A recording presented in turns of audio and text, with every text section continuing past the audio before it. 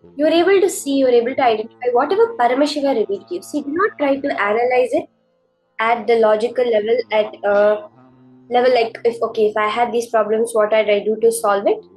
Take it to the next level, like whatever Paramashiva shows you. See, you will find many times something's completely unrelated coming up, what your binary logic, your regular logic cannot grasp it. But you will see how just that one action will transform the way the person functions. They will be able to click with it and see the whole transformation happen. Okay? So you can verify, do it as a manifestation. Only that which Paramashiva is showing you, you can reveal it exactly like that to your partner.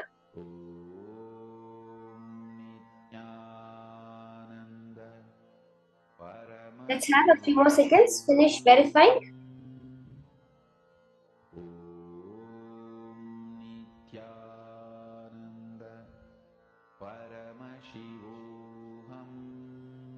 See, this power can be very, very practically applied in daily life. The minute you know you are Paramashiva, just think, how will Swamiji react to the situation? If any obstacle comes up, immediately scan through your third eye. What is the solution for this? Identify the root cause of it and immediately identify the solution and apply it. You will see how so beautifully the manifestations just start happening in your life. Now we're entering into the next session. The next powerful cognitions from Swamiji about Paramashanta Swarupa, being eternally untouched by anything happening in the external world. This is such a powerful science by which you can be in any situation, but you know that you are Paramashiva and you know only what Paramashiva wants will manifest in your life.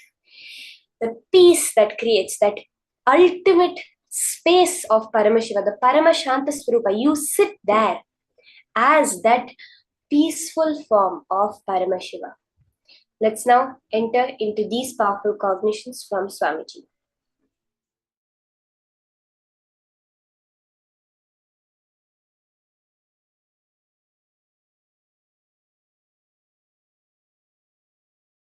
Paramashiva's message directly from Sri Kailasa. Listen.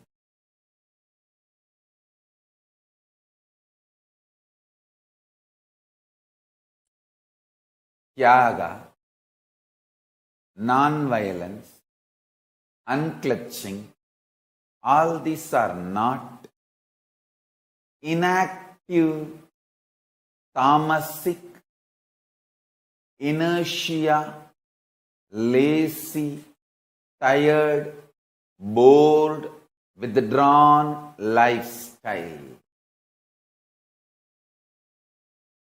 Non-violence means not only you will be non-violent, ahimsa, established in ahimsa, you will actively practice ahimsa and enrich everyone to live ahimsa.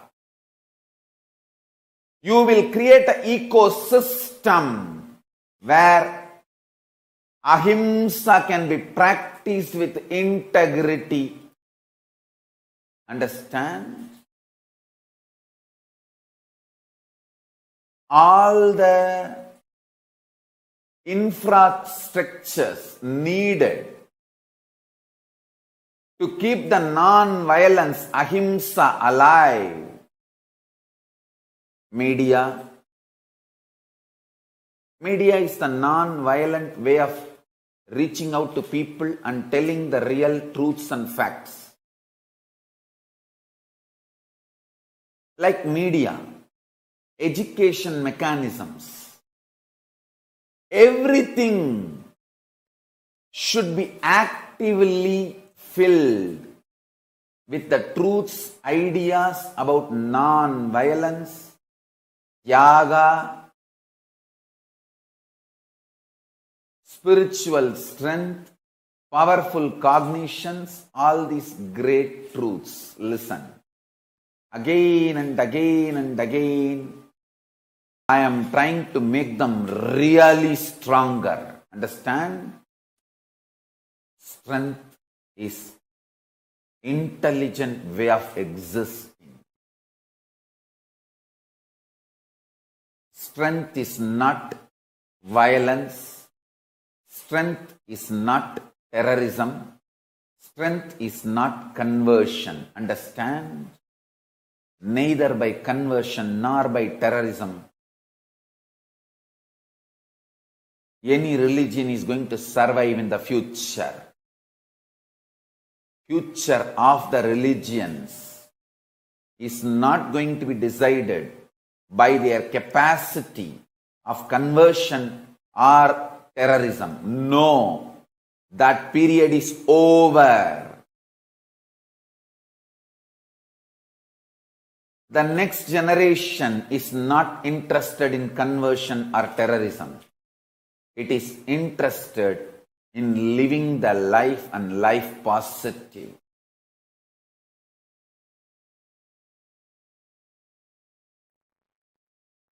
All violence is delusion. Please listen. 99.9999% of the material out of which you are made and I am made. Listen. 99.9999% of you and 99.9999% of me, both not only same stuff, they also know each other as the same stuff. Hey, listen. I'm talking to each one of you. Listen to the second statement. That both material know that they are one and the same. That 0.0000001%, that only is the little arrogance, anger, makes you and me feel separate inside you. I call it delusion. I tell you, the worst delusion, greatest delusion, illusion in the universe is feeling of separation. Listen. 99.99999% of the stuff out of which you are made, I am made.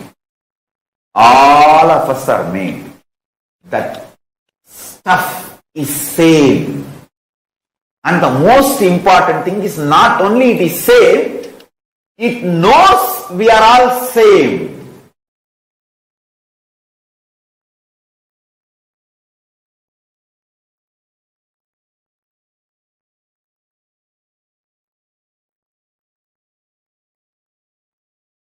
So, 0.1%. I won't even say 0.1%, 0.00001%. That only makes you feel you are separate from the universe. Anger and arrogance. Listen carefully. That is why I am telling, feeling separated is the most stupidest and worst delusion. Worst delusion.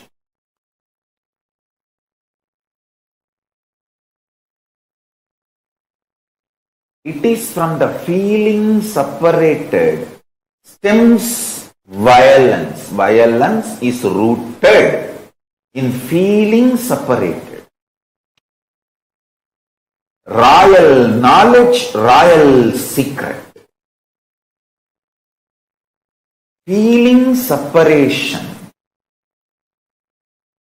should be handled with the tool of completion, not supported by your arrogance.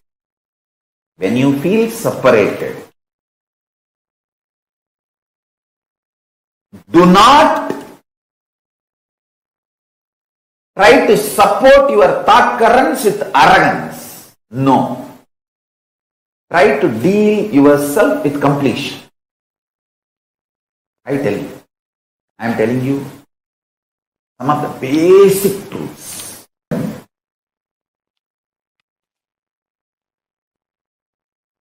Listen. Listen carefully. Inside, if you decide no violence, no separation, if there is a separation feeling, no question of encouraging that feeling. See, listen. You are dreaming as if a tiger is chasing you and you are screaming, "Hey, somebody give me my revolver, please somebody give me a weapon, please somebody give me a rifle, I have to kill this tiger and save myself."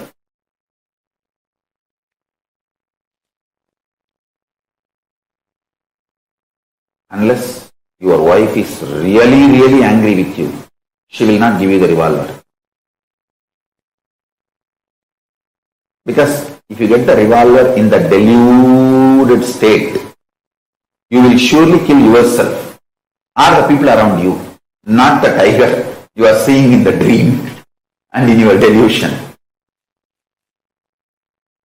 Listen. When you are deluded and screaming like that, all you need is somebody just pouring a cup of water on you or slapping you for you to wake up. You need alarm, not revolver. Understand?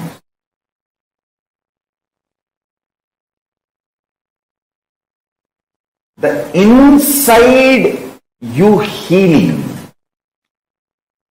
and understanding the core delusion is separation.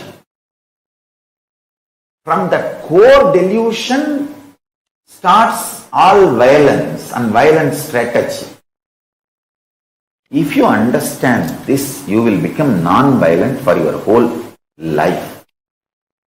You will never have birth and death. You will not have a strong violence which will pull you down again to this planet Earth. See, the greatest thing is, factually, so many murder attempts happened on me. Factually, so many people tried to kill me, so much of abuse, harassment, injustice done. But I decided not to hurt myself because they are trying to hurt me. Understand? They trying to hurt you, your enemies attacking you, is violence.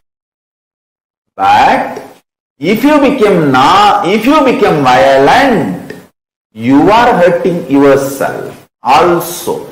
So now your enemy got one more person, which is you supporting him to destroy you. Listen to this equation carefully. Factually, there are so many murder attempts on me.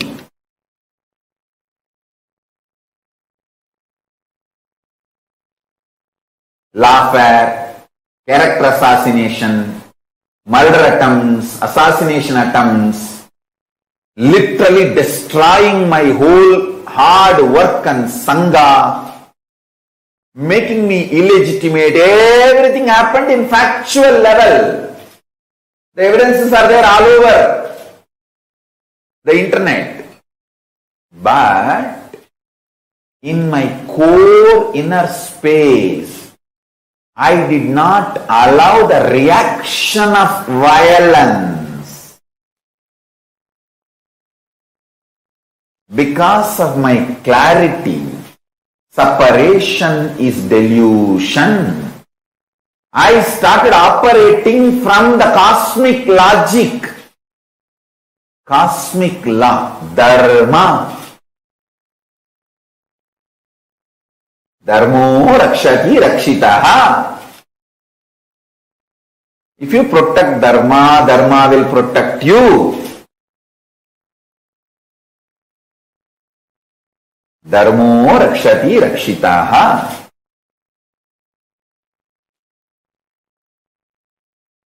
Listen.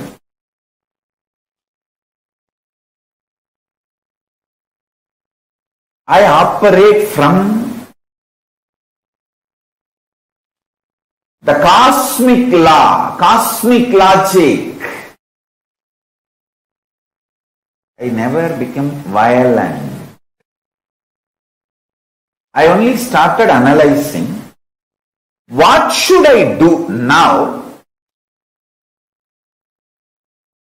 to fulfill my mission. What is my mission? To bring all the great things from Kailasa, Paramashiva's grace first. And all the great things like a state of Paramashiva, space of Paramashiva, powers of Paramashiva, being of Paramashiva, super consciousness of Paramashiva, Kailasa of Paramashiva, all the great science, technology, methodology, knowledge, all those great things, bringing all of it and sharing it with the world.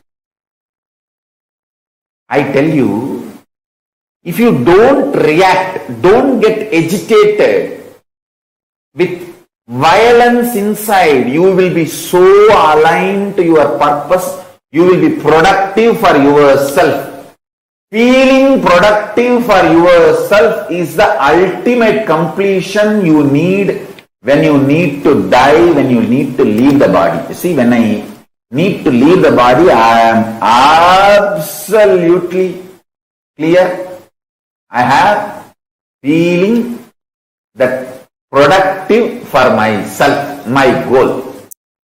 What I want as a life, I am productive to myself and my purpose, my strategy. That is what is fulfillment, purnatva, completion. If you carry that when you are leaving the body, you will be enlightened, you will be liberated. You don't need to come back once more. I have absolutely that asset, and I want all my kids especially to learn this, understand this is what Arunagiri Ishvara drilled inside my core when I was 10-year-old boy.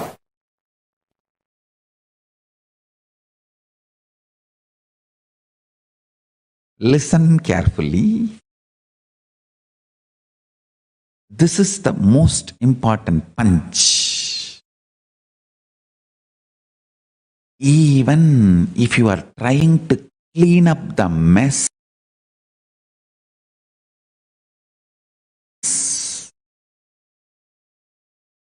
created by the reactionary assumption patterns and reactionary assumption lifestyle, even that will be delusion. The one and only solution is unclutching, withdrawing into supernal effulgence of Paramashiva. Listen. Yesterday's satsang, I gave a very simple method. If you just internally tell yourself, okay, I am not going to struggle anymore with this business which is torturing me, with this job which is torturing me, with the relationship which is suffocating me, I am declaring liberation and I am withdrawing. Even if you take a conscious decision, don't do. I'm not saying divorce. I'm not saying resign the job. I'm not saying sell the company. No. I'm saying decide to create an inner space for yourself.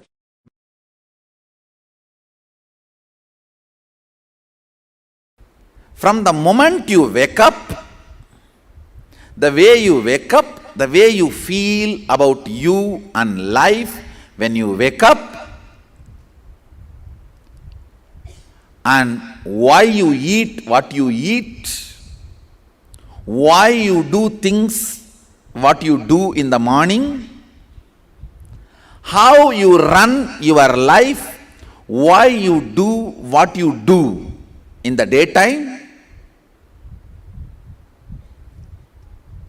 how you handle you when you are up, how you handle you when you are down, how you handle you when you are feeling you are gaining whatever you want, how you handle you when you are feeling you are failing in what you want. This whole cognitions, the bunch of cognitions, is what is called Swatantra. Right cognitions about you, life, how to handle yourself when you feel what you want is happening, and how to handle yourself when you feel what you want is failing, and how to handle you when you discover what you want itself is what you don't want. What you want itself is not what you really want. What you want, whether it happens or not happens, is called explosion. Explosion of joy and sadness. If you realize what you want is not what you really want, it's called implosion. During the implosions or explosions, how you hold you, the methodology with which you are handling yourself, this whole cognition is Swatantra.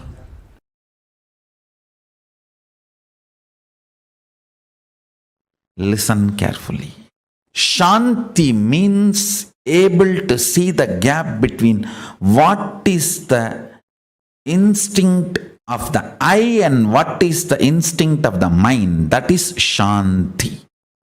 Able to see inside your inner space. The thoughts generated in you, are they from mind or are they from I? Always the I realizes and releases only powerful cognitions. Always mine realizes and raises only powerless cognitions. It's an eternal law of life. Ability to see the gap is Shanti. Inability to see the gap is Moga. Understand? Worst shade of the lust is not the attachment with another person or the body. It is not the craving or the attachment you have for another person or the body. It is inability to see the cognitions you are carrying are from the I or from the mind.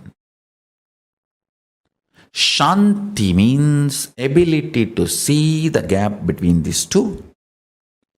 Is my decisions and ideas, identity is coming from the I or mine? Be very clear. All the great things comes from I and all the worst things comes from mine. Lust confuses you and makes you feel the I is the source of the mind And many of the decisions of the mind gets the rubber stamp of I and gets executed. That is the worst forgery happens inside your system. Understand? It is like forging the president's signature. How can the country be safe if somebody forges the president's signature? Because once the moha is able to convince you the decision of the mind is the decision of the I, you just do it. Paramashiva is called as Paramashanta Swarupa. Meditate on this quality. I commit with you, I'll program this Paramashanta in you.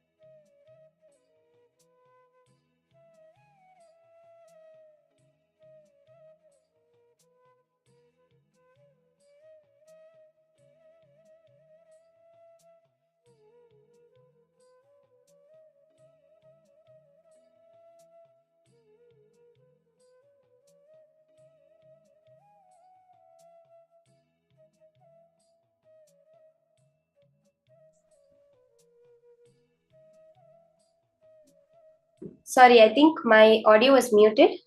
I'm completing for that. I'll just repeat what I was saying. I was saying that Swamiji gives us such a breakthrough understanding on what exactly ahimsa is. It's not that just you will think about it as a concept, but you will live it and you will enrich others with it. Meaning, we usually think of non-violence as some kind of moral that we have to practice, something to keep the stability in a society, but it's not that. It's fundamentally rooted in where you are established. What I mean by established, what Swamiji says is, from what root thought current are your actions happening? We see so many new discoveries in modern science that say that all the stuff we perceive as matter is actually 99.999999999% space. These are the exact numbers. And only the rest of it is actually physical matter. That's what you cognize.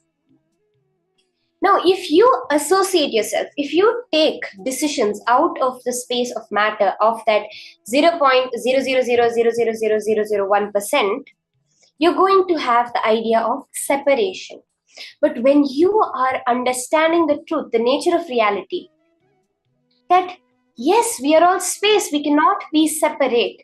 Swamiji says feeling separate is the most stupidest, worst delusion. And violence is rooted in this. When you feel like, it's not like you're going to go and start fighting with your hand, because you feel that your hand is one with you, it is not separate from you. But yet you go and fight with a person in front of you because of that feeling of separation. Are you all catching this? About how it is where you are established, the thought current in where you are established, in length, breadth, depth, or in the space dimension. See, everything has all these dimensions. But it's about where you decide to perceive life from. Modern scientists, after so much of time, so much of research, are coming to the conclusion that modern science is built on thin air. It is built on the fundamental conclusion, the fundamental understanding that everything is separate. You take an isolated system, let's say a dam which is powering some electricity, and you see it as just that piece of machinery, the inflow in that, the outflow of that, and how much the efficiency is, and you calculate everything. But when you zoom out, when you look at the larger picture, the nature of the universe, you see how the river flows, it goes down into the ocean evaporates, comes back as rain and enriches the river more. You understand how universe is constantly enriching and constantly only from the context of oneness.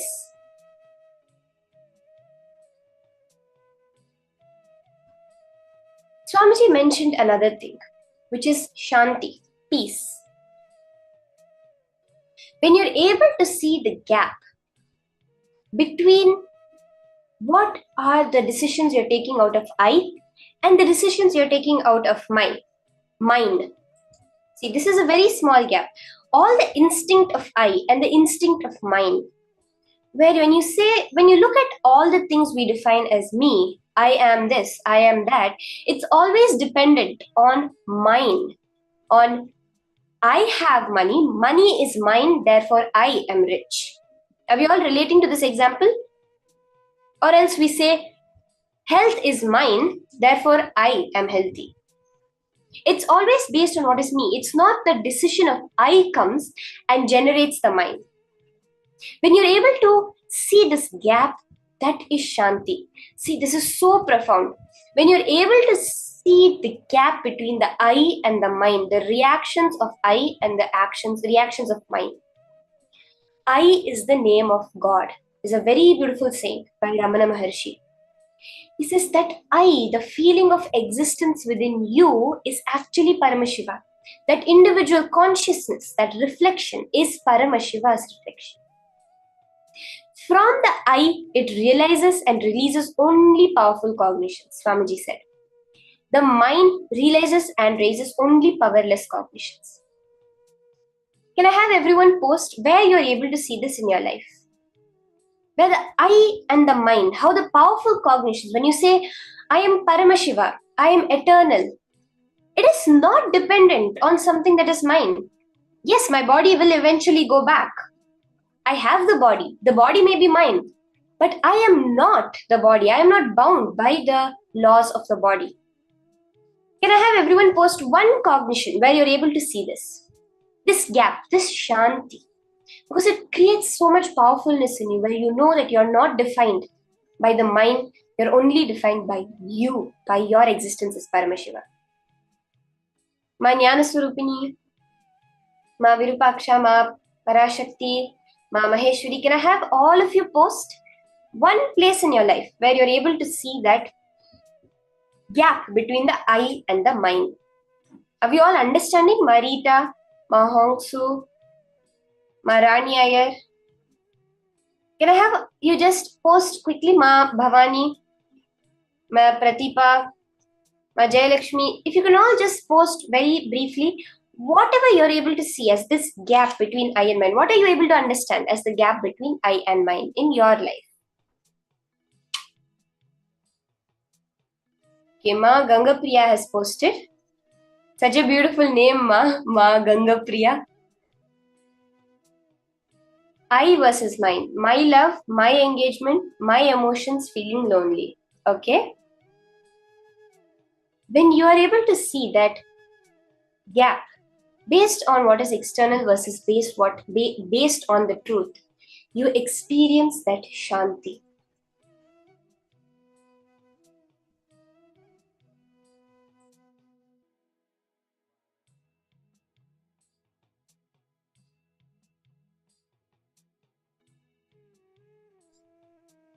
The eternal dharma of life, the parama dharma, ahimsa paramo dharma. Ahimsa is that ultimate law by which life functions.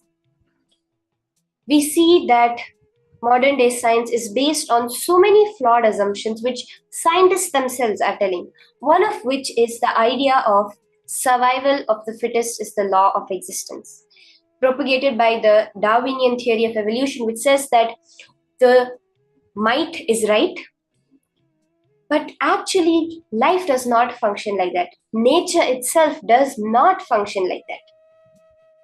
It is coexistence that makes life happen. It is supporting each other. They have so many experiments to prove this, so many scientific facts to prove this, including trees. We always hear that no tree can grow in the shade of another tree, but we see where if one tree is covered, the other tree, through connections underground, supply the nutrients required for the other tree to grow, to live. If you decide no violence, no separation, then it is dharmo rakshati rakshitaha. He who is established in dharma, dharma protects him. Ahimsa is that parama dharma. When you are established in non-violence, it is impossible for violence to happen to you because dharma, that law of the cosmos itself, protects you. Bring minimalistic reactionary assumptions in your inner space. Let's take a few seconds and internalize this very clearly, and let's all post our understandings. What are you understanding as this whole idea of dharmo rakshati rakshitaha? When you are established in dharma, how does dharma protect you? What is this dharma? Let's take a few seconds and just analyze the science behind this.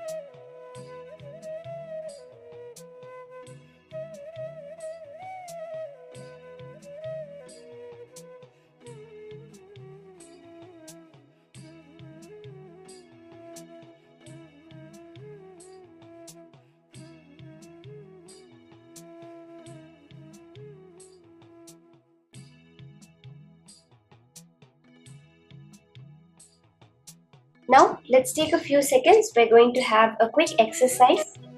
Can I request all of you to settle down? Sit with your head, neck, and spine in a straight line. You can stand up for this or remain seated. You can support your back, you can stretch your legs, however you're comfortable. Get comfortable, preferably on the ground, but if you like, you could sit on a chair or a couch. Get as comfortable as you can.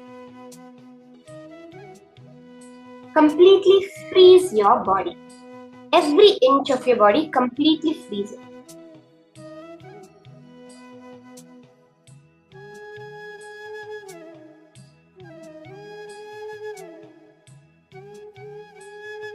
Bring your attention to the tip of your nose. With your whole awareness be on the tip of your nose. Samadhi says when you bring your awareness to the tip of your nose, automatically your awareness goes to your third eye. Inhale and exhale as slowly as possible, as deeply as possible. Start with the unclutching process. Unclutch. Can I request all the participants to settle down? As I'm guiding, you can do the meditation. It's a very quick meditation. It's a very intense meditation. Completely freeze your body once you are comfortable. Bring your attention to the tip of your nose. Inhale and exhale as slowly and as deeply as possible. Start the unclutching. Unclutch from every idea, thought, boredom happening in you. Unclutch from the boredom. Decide you're not going to move your body till you complete with boredom. Unclutch from the very idea of boredom, the very core of your being. Unclutch for the very boredom of even sitting. Boredom, Swamiji says, is worse than depression because you're completely dead. Do not allow 1 inch of boredom in your life. Completely complete. Unclutch as the boredom rises in you.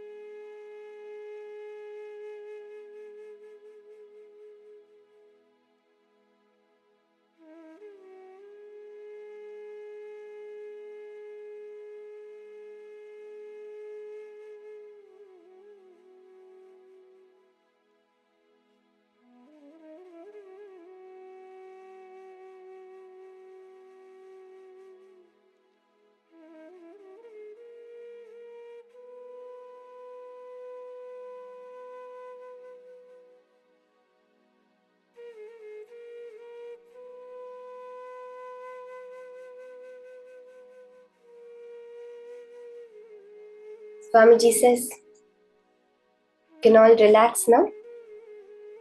This is a very beautiful meditation which you can do. All of it will be included in the homework, in the gifts that will be sent to you. Swamiji gives 5 methods to intensify your inner space. You can select the audio discourses which will be included in the gifts to listen on these 5. 1. Continuous unbroken prayer, continuous unbroken japa, continuous unbroken Paramashanta Swarupa Dhyana, continuous unbroken oneness, and continuous unbroken unclutching. Whichever one you're able to relate to, Swamiji gives us all the available methods so that each and every being in this universe can achieve the enlightenment, the Paramashanta Swarupa.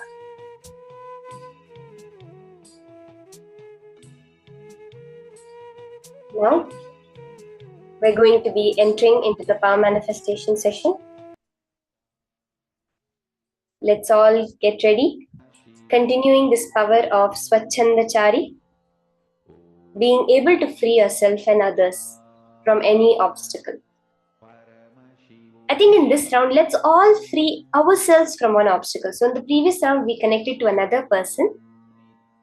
In this round, can I request everyone, post in the chat one reality that you're going to manifest for yourself today. Today, you're going to manifest it. Okay? Let's say today, by darshan time, you're going to manifest one thing in your life. You can post it in the chat. Can I request everyone? Post one thing that you're going to manifest today in the chat as part of today's power manifestation.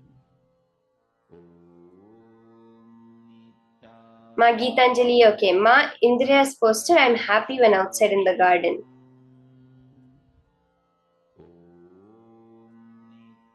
Any one thing that you're going to manifest today. Do we have people starting to post? In today's power manifestation session, right now, you're going to make it happen and you're going to see it manifest today. Choose something that you want to manifest today. Mental healing, okay? It can be something like, oh, I've been depressed for the last few days. I want happiness. I want to get joy in my life. It can be that I've been suffering with a headache. It can be that I really need to clear up some financial commitments I have. But today, something you want to manifest. Okay? That is what we're going to be doing in this round. Unclutching from self-sabotaging, all of this is perfect. Now, in this round of manifestation, you're going to scan the obstacle. If it's something like mental health, what is stopping it from happening? What is the pattern? What is the obstacles? Whether external obstacles or internal obstacles to making it happen. Through the third eye, you're going to identify these obstacles and identify the solutions for this obstacle. Are we all ready for this? Yes, okay, Ma Jenny Tran is going to manifest her mother's health. We have so many people saying health, health, health. All of you today, with the powerful cognition that I am Paramashiva, I am only a reflection of Paramashiva. I do not have any other existence in this universe other than as Paramashiva. Hold this as your powerful cognition. You will see for each and every one of you the transformation happening. Let's start. Are we all ready? Excited? We're going to start now. Today, we're all going to manifest this reality for ourselves, clearing any obstacle that is there for it.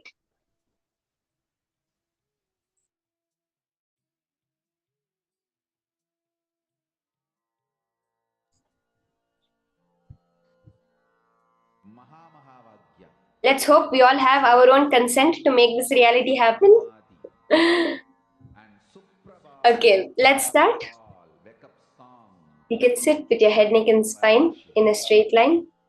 Okay, Ma Geetanjali, heal Parkinson's, light body and mind, pain-free thighs, pain-free body. Yes. Today we are going to make this happen. Ma Geetanjali, today you will see the Parkinson's reversed. Hold this as your intention. Today Swamiji is clearing the past.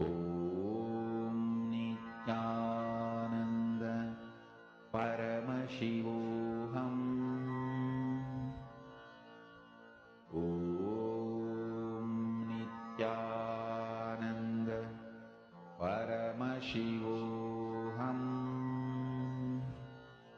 Om Nityananda Paramashivoham. Om Nityananda Paramashivoham.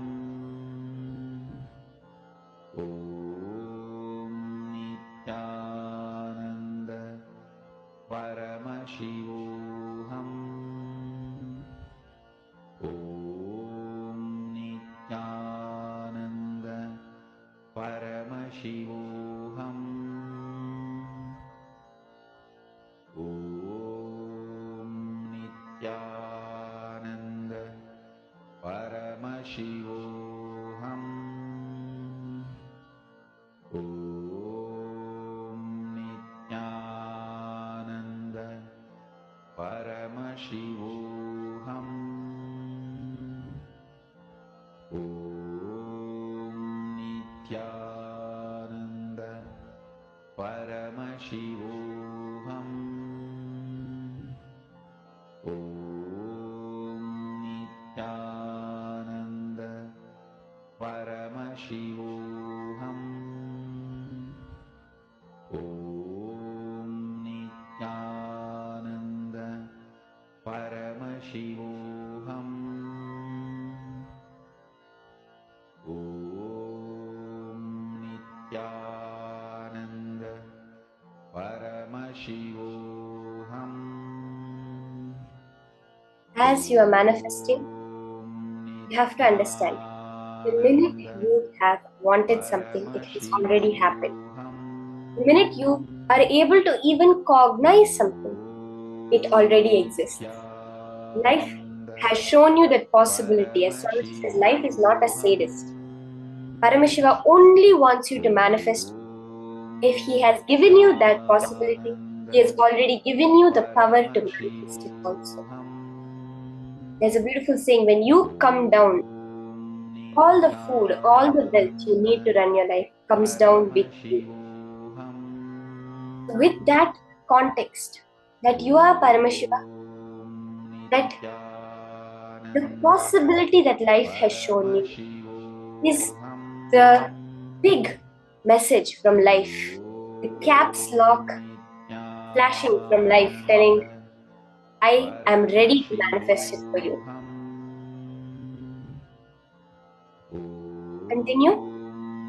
Nityananda Paramashivoham.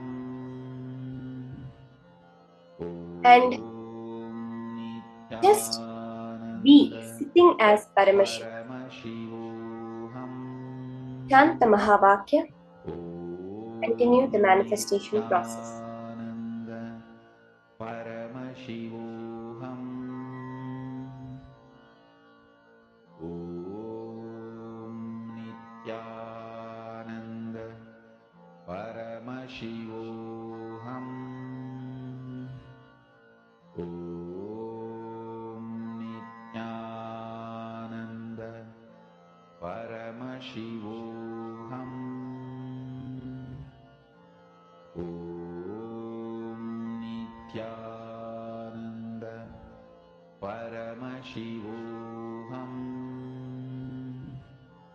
Om Nityananda Paramashivoham. Om Nityananda Paramashivoham. Om Nityananda Paramashivoham.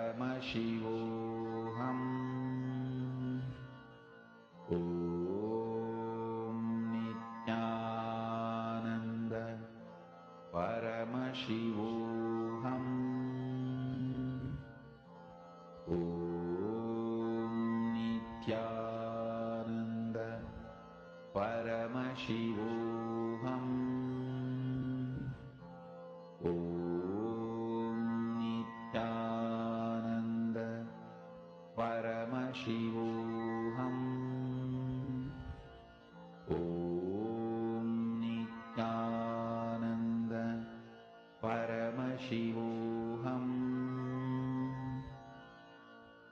Om Nityananda Paramashivoham.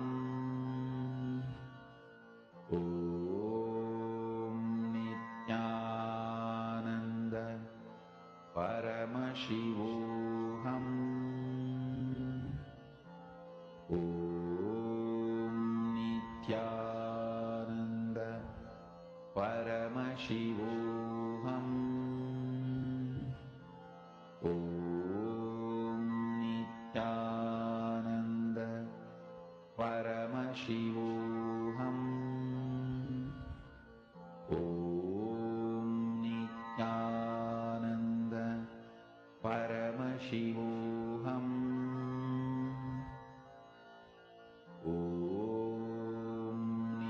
Nityananda Paramashivoham. Om Nityananda Paramashivoham. Om Nityananda Paramashivoham. Om Nityananda Paramashivoham. Om Nityananda Paramashivoham. Om Nityananda Paramashivoham. Om Nityananda Paramashivoham. Om Nityananda Paramashivoham. Om Nityananda Okay, now you can relax. Right, today you will see the manifestation happen. Hold the space intensely. Apply each and every powerful cognition that Swamiji is giving you into your life. Understand when he's talking directly to you as if you're there in the energy darshan. He's replying to you. He's answering each and every aspect of your life. The next session is a very beautiful session on Paramashiva's revelations on how to rewrite your past. Let's now enter into this session and manifest these things in our life.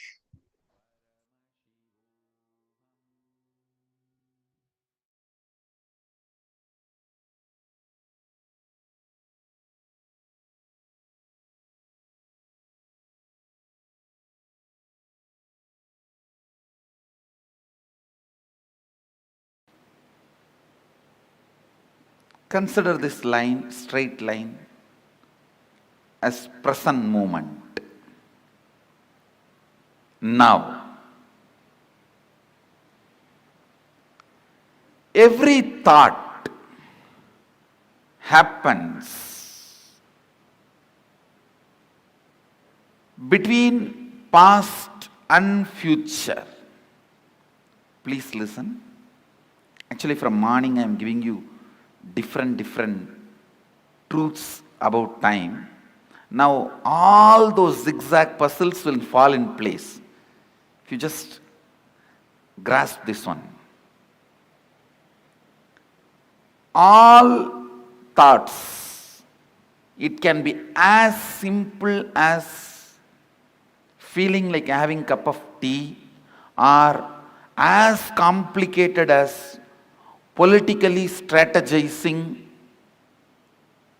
for some victory. It can be as simple as wanting to have a cup of coffee, or as complicated as political strategizing for some victory. Any thought, thought means movement between past and future.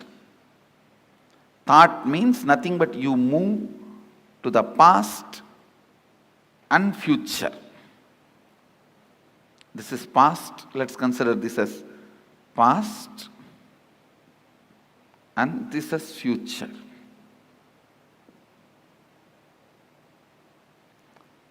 This center moment, present, where the present meets the past and future, that moment is now. This is that now. Present.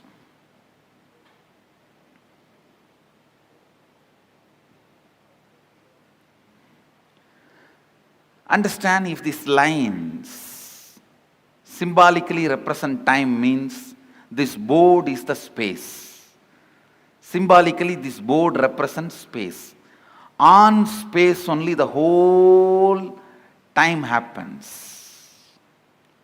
Space is the most subtlest matter on which the play of time happens.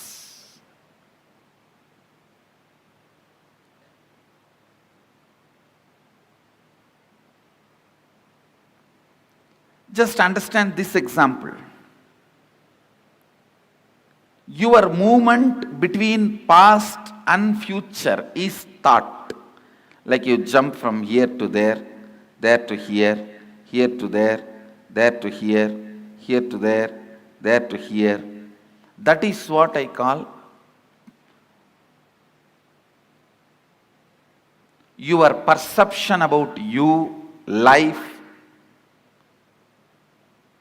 your existence. Your existence is nothing but the movements. Because till you know your real reality, as of now, whatever you know about you is nothing but your thinking. Am I right? Is there anything you know about you more than your thinking? Anybody? If you know something more about you, more than your thinking, this seat is for you. See, whatever you know about you is all based on your thinking. So, I can very comfortably assume your thinking is your reality as on now. Am I right? So, it is all about you jumping into the past and future, past and future, past and future. That's all is your thinking. That's all is your, what you call as you. See, what I call as you is much beyond than what you call as you. So now I am talking about what you call as you. It's all about movements between the past and future. And I want you to know, it has a direct utility in your life's balance sheet. So please don't think it is some philosophy, it is some metaphysics, it is some intellectual stuff. Allow every word to enter into you. It can increase your everyday balance sheet. Double. It can increase your everyday balance sheet. So allow this understanding to set into your system.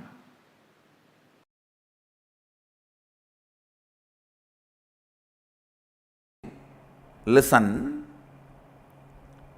Your will can never be against the will of the cosmos.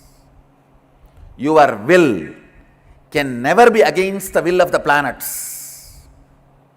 Your will can never be against the will of the universe. Because you have not willed, planets continue to do their allotted responsibility. If you will, they always come to you. Listen, in 3 ways they come to you.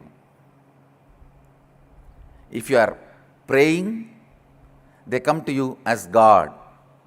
If you are declaring, they come to you for negotiation table. if you are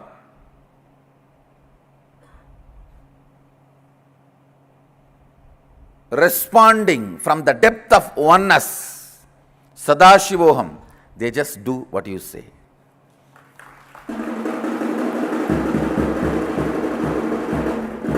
Understand, please understand the will which you have. See, all of you have will. That is why you are, even if you want, you can move your hand, you can close your eyes, you can turn your head.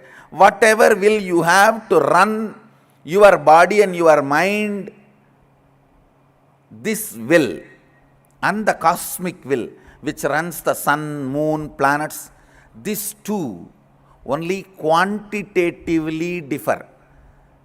Smaller, higher, that's all. They do not have quality difference. Good, bad, no. God, devil, no. This is one of the major truth, very important truth. Sanatana Hindu Dharma teaches, I should tell you, Sanatana Hindu Dharma alone teaches.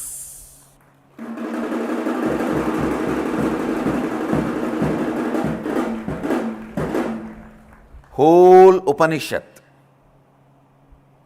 introduces you, Shrunvandu Vishve Amritasya Putraha.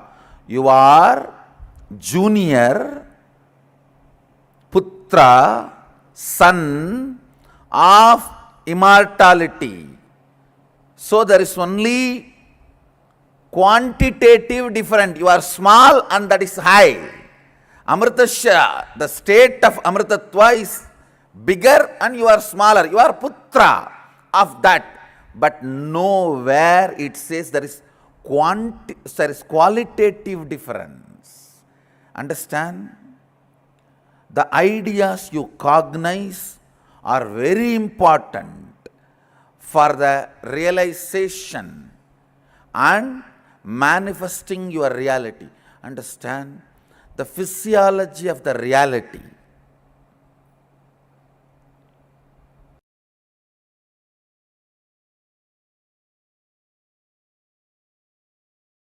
Put all your plans into Paramashiva's plane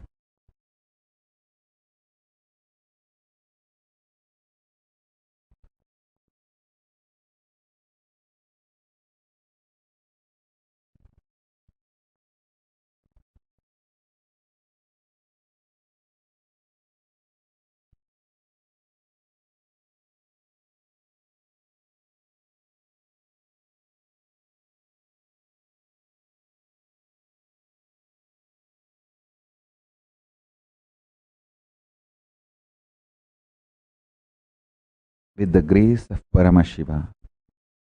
Planets will bless them into reality. Listen. Listen carefully. By experiencing Paramashanta Swarupa of Paramashiva inside you, every time offer your plans about everything into Paramashiva's Paramashanta plane, and he will bless the planet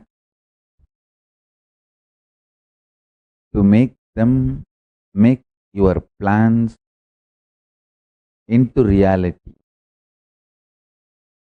Listen. I'm just mapping the whole science into words, into formulas for all of you to experience. Listen intensely.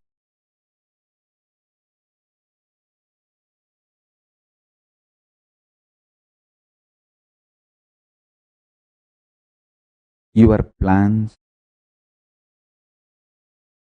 dilute your existence lower the quality of your existence when you get agitated, when your plans trigger your personal fear or greed, adds stress to your personality, and it dilutes the quality of your existence. Neither the plans get fulfilled. Even if they get fulfilled, by the time you are tired, frustrated, bored about your own plans, and you don't enjoy them or their result. Listen carefully. In my life, the greatest gift I received from my Guru, Arunagiri Yogishwara, is before even I started developing personality, he made me realize I am the manifestation of a principle. Every plan I have is the plan of that principle. So, every plan, the cosmic principle becomes stronger in me, that made the plans blessed by the planets,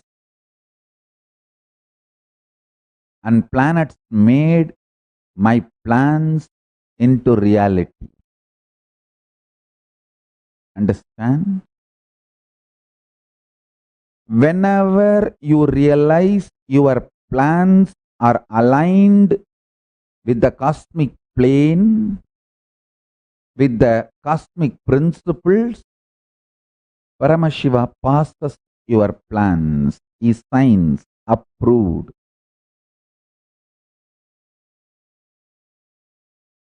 Executive order by the President of the Cosmos, Paramashiva, and he blesses planets, execute it with tremendous joy and bliss and ecstasy. Understand? Let me repeat. The greatest blessing I received from my gurus, Guru Parampara, is before even I started developing my personality or the individual identity, they made me experience I am the manifestation of the great principle. The cosmic principle. Because I realized that, I saw my every plan is the plan of the cosmic principle. It is from Paramashiva's plane.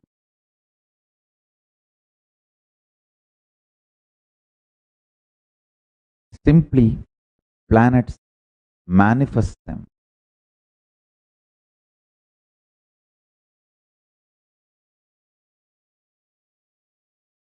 In your life, if you start understanding your every plan is aligned to the cosmic plane, simply planets will make them into reality. Anything which is not aligned to the cosmic plane, you will automatically drop them without any delusion or pain or confusion. I want you to know, dropping your plans is not something difficult or new for you. You always think, oh, dropping my plans is like literally taking me away from me. No. You have done billions of stupid plans in your life, and you should feel blessed that they all have not become reality. So dropping your plans is not something new. most of the time you not only drop, you even forget your plans. In a way, that is a blessing. Paramashanta Swarupa. Adding more and more peace in you will make you realize your every plan is connected to cosmic plane. And listen. Listen carefully. When you feel your plans are cosmic plane and planets are making that into reality, you will gain the confidence to surrender your whole individuality and personality to Paramashiva and realize you are the manifestation of the cosmic principle Paramashiva, not any separate personality or individuality. That is the ultimate vacation. That is what I call reaching Kailasa once for all. I just know I don't have separate personality, identity, or individuality.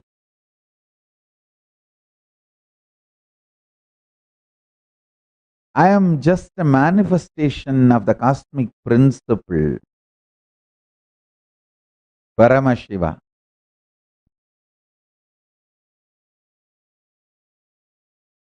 Absolutely confident of my existence, my plans, my plane, and my planet.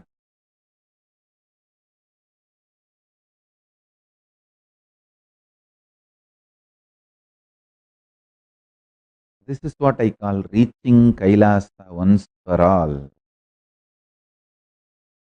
Relaxing in Kailasa.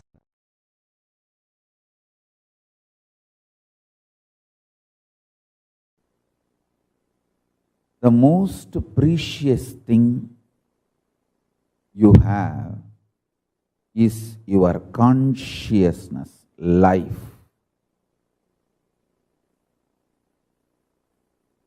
It can be molded, manifested as you want just by your Ichcha Shakti.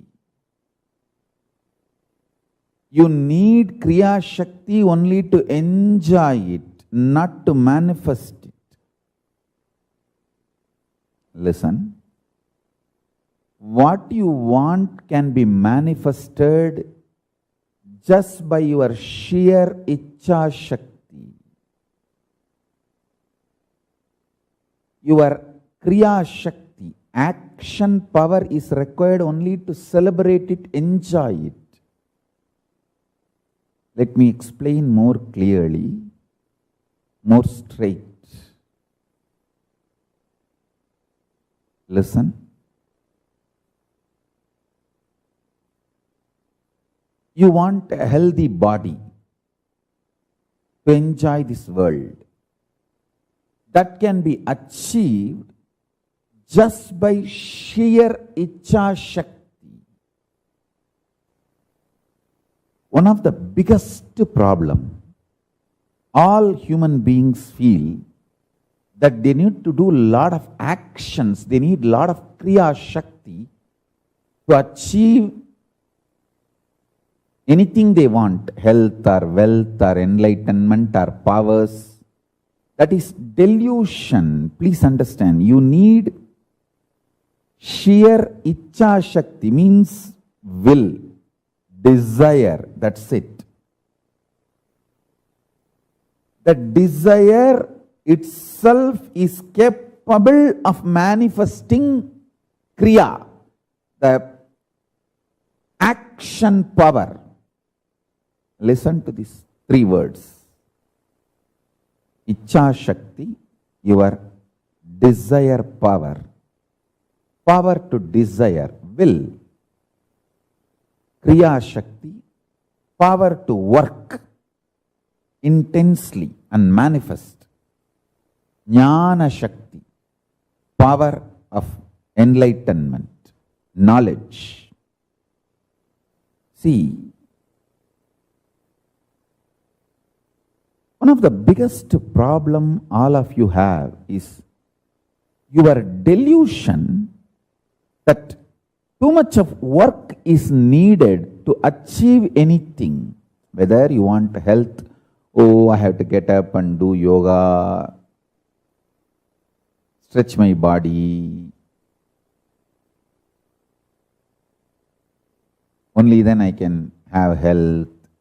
If I want wealth, I have to get up and go to office and work like a dog, day and night. Only then I will have wealth. First of all, you don't understand, no dog works. Anyhow, listen. It is actually delusion. Please listen. Your sheer power to desire, Icha Shakti, gives 99% success. 99% means 99.999% success is your sheer desire power, Icha Shakti. Your Kriya, the action power needed is too small, too small. Listen intensely. At least all my disciples listen. When you are terrorized, you will see only frightening negativity all around you. You will lose trust on everything, on Guru, on life, even on yourself. When you fall in love, even your stupid,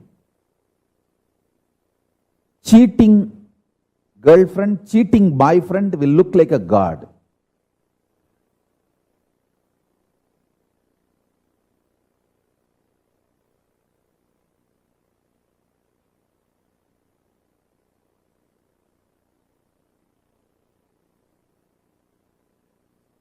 So your opinions are delusion. Don't build your consciousness, your life based on your opinions. Build it based on the true wisdom, true knowledge, right understanding about life. I tell you,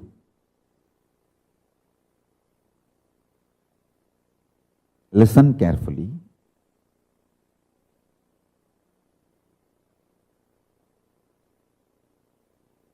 I'll give you this one example. I'll take the example of your health. That's the most important thing. So I'll touch that example. You apply this principle in every aspect of your life. I'll give you the example of health. Listen. You always think if you need health, you need to do yoga, gym, diet. Too many things are involved in your health. And the moment you think about all the actions you need to do, you get tired and you give up on your health, your idea about your health. I tell you, only thing you need for your health is your willpower, desire to be healthy. Just go on building that.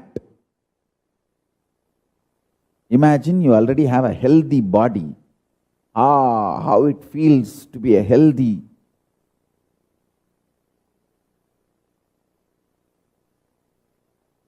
Beautiful, shining, glowing, happy, youthful, energetic body. I tell you, if the life is infused into your life, consciousness, if life is infused into your consciousness in the form of Icha Shakti, desire,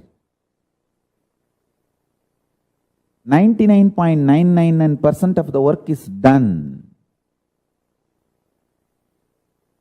Your actions are needed only to enjoy what you want through that healthy body. See, I am not disrespecting Kriya Shakti. Listen carefully. I am not disrespecting Kriya Shakti. I am only saying your delusion about Kriya Shakti puts you in tiredness, boredom, frustration, life negativity. That is what is wrong.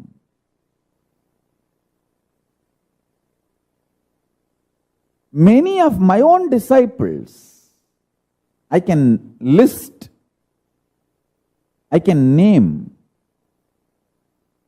your sheer delusion,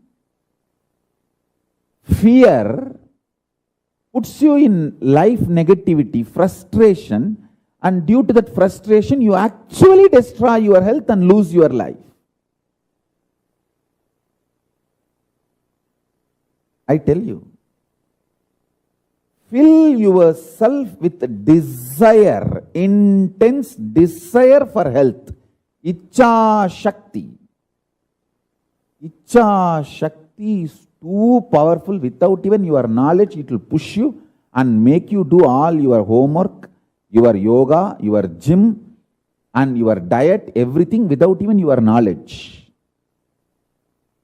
If you are constantly thinking about, oh, I have to do this, I have to do that to keep myself healthy, one day you will go to gym and do some 10 biceps and find out 10 minutes workout, and then you'll see, oh, whether my biceps have become big.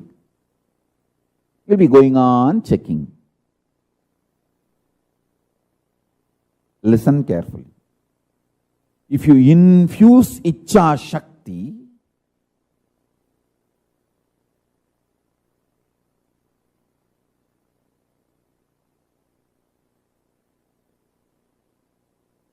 desire to be healthy, you will see your whole life aligns, cosmos aligns itself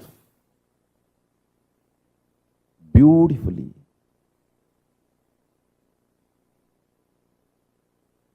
I am not telling all this to make you as a good human being or better human being. No. If you listen to all this, you will become good human being, better human being. Is different. My interest is not just making you as a good human being or better human being. My interest is to make you conscious human being, enlightened human being, enlightened being. I am telling you, your Icha Shakti, desire power, is intensely capable, powerful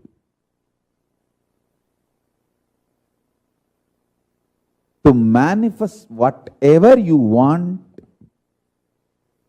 Your Kriya Shakti is needed only to enjoy what you want.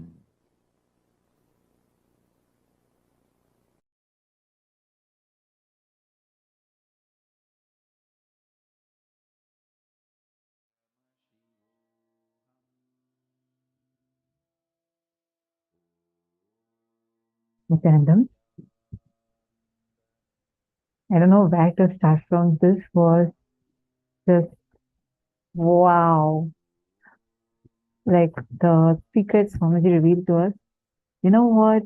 You can desire anything you want and you have the power. You don't even need to do it. The desire itself is so powerful that it can make it happen. What did you all understand with this?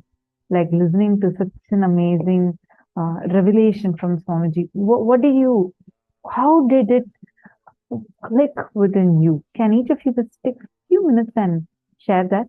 How did you understand this? What did you understand? And Swamiji gave an example, especially of health. I think this is something that many of us can relate to. And Swamiji said, just apply it in all other aspects of your life.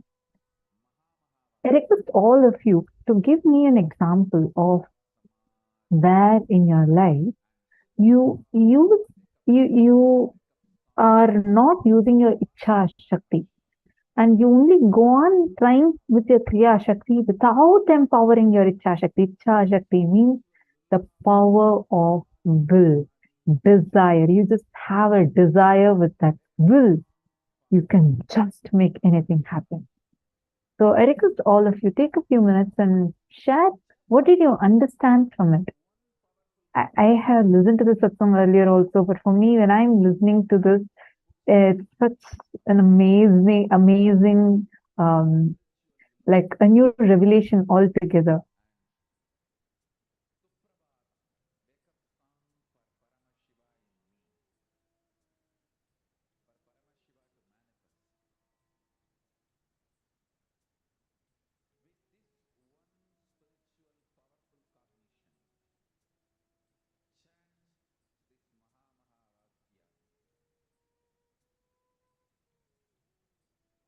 Come on, take a few minutes. I think I'm not using it for help, just like Swamiji gave, but looks like I need to think what else I'm not using Ichha Shakti for. Well, relationships, everything. We all have some desire, right? You have an ideal person that you want to become, that you want to be, someone that everybody loves. You visualize that I want to be that girl that is, so popular in school, or I want to be that girl that's so popular in office, or I want to be that person who's loved by everyone. You have some kind of an ideal that you want to be. Am I right? Every one of us have that. In terms of wealth, each of you have your goals. Am I right? Come on, you all can post it in the chat if you are relating with what I'm saying. How many of you carry some kind of goals? I mean, you need to carry, we all carry it. You won't be able to exist without that because that's what drives you. Joyce Leon, you already are what you desire. That's wonderful. Okay.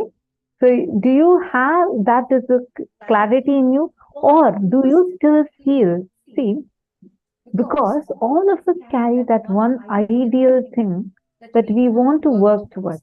It is either what you are or what you expect that people should be for you. For example, you might be an amazing person. You might be a beautiful person inside out. But you think that, oh, my relationship is still not going well. My partner is not respecting me. I'm not getting the respect that I deserve. Anything like this, whether it's how you are or how you are experiencing life as, whether it's in the level of inner image, how you feel, perceive, cognize about you, or in the level of outer image, how you show yourself to others, or in the level of others' image, how people, life, everyone else are perceiving about you, or it's in the level of life image, how you cognize about life. In all of these areas, in any of these areas, if it is not as per what you want, my plan is always in consistency with the plan of universe, my joy. Wonderful. I'm happy to hear that. See, one important thing all of us need to understand is whenever, yes, our desire is powerful, but there is one part of you that is desiring to become healthy. There's one part of you that's desiring to become wealthy. At the same time, there's one part of you that is desiring to eat junk food, and there's another part of you which is desiring to not do any work and just vacation. All of us have this. That's why Swamiji tells the Ichha Shakti is powerful enough to push to Kriya Shakti.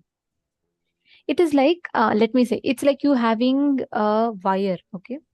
If you give that current connection, you have the current connection in your hand. If you give that current connection to the light, light goes on. If you give the current connection to a fan, fan goes on.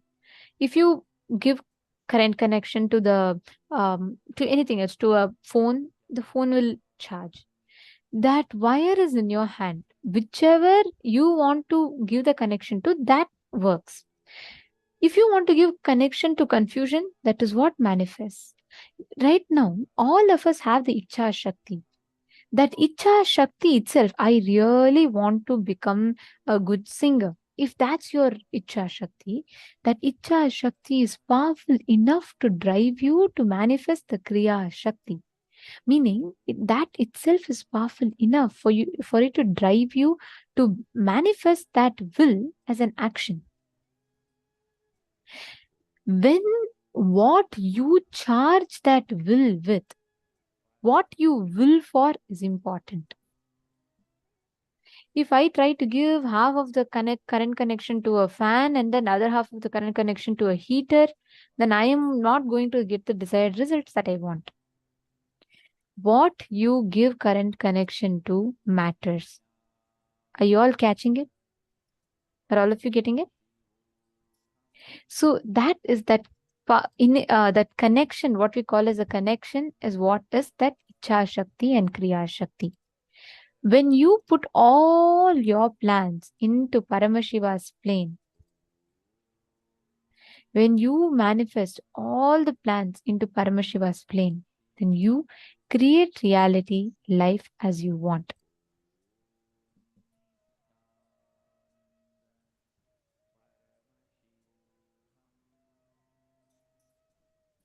Now, if you will, everything around you will manifest the way you want. If you are praying, they come to you as God.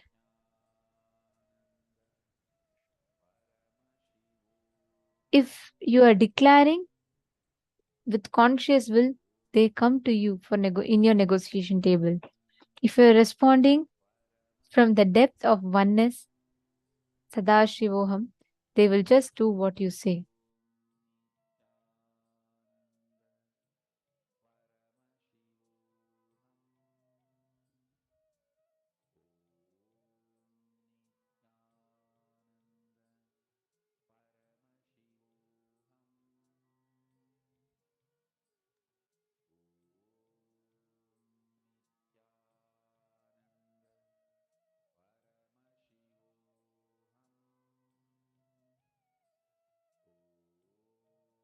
The Icha Shakti, what is your will?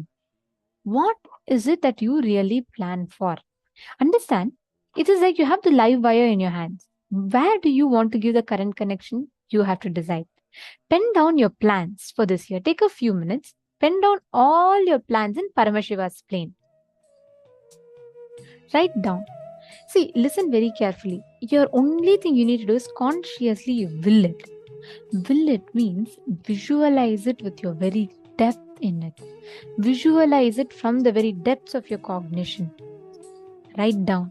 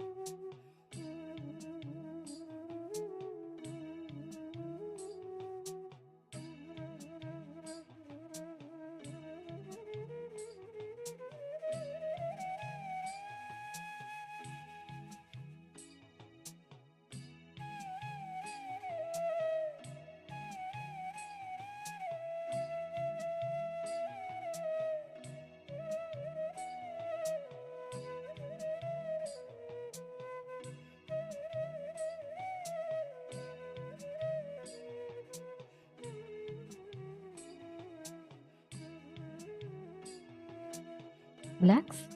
If you have finished writing, please relax.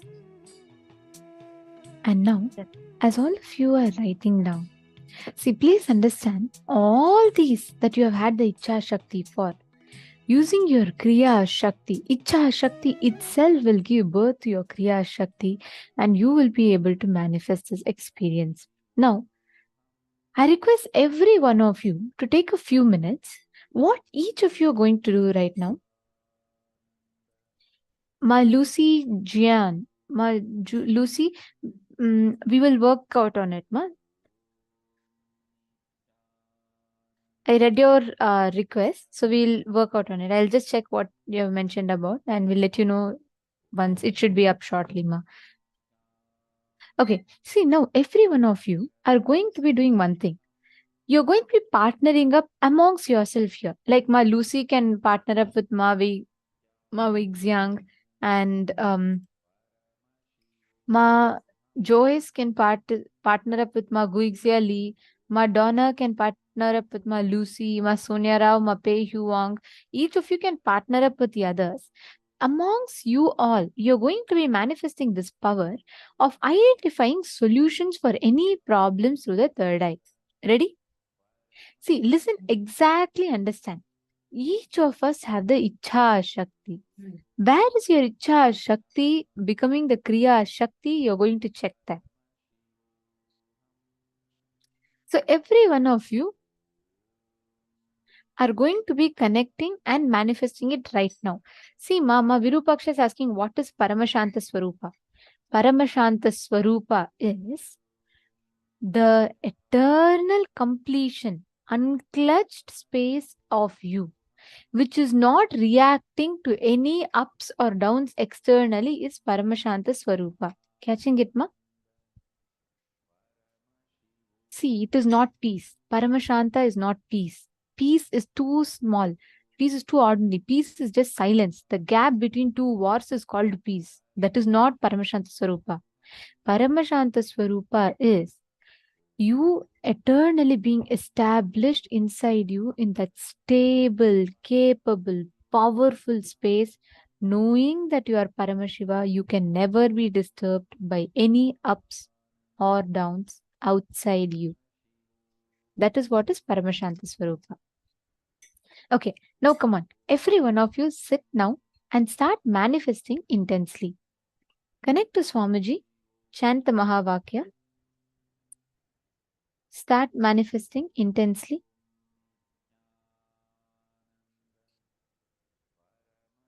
You're all going to call your partners, your friends, and you're going to be manifesting with them.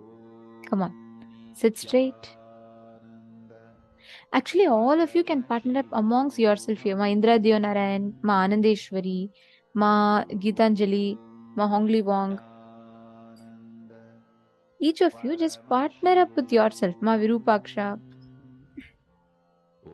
Ma Jayanti Kanagaratnam, Ma Chetna Patel. Ma Chetna, you can connect with Ma Jayanti Kanagaratnam. Ma Jayanti, you can connect with Ma Chetna Patel. Ma Gitanjali Khanna, you can manifest with Ma one of you, just Ma Indra Dionarayan or one of them. Just partner up, Ma.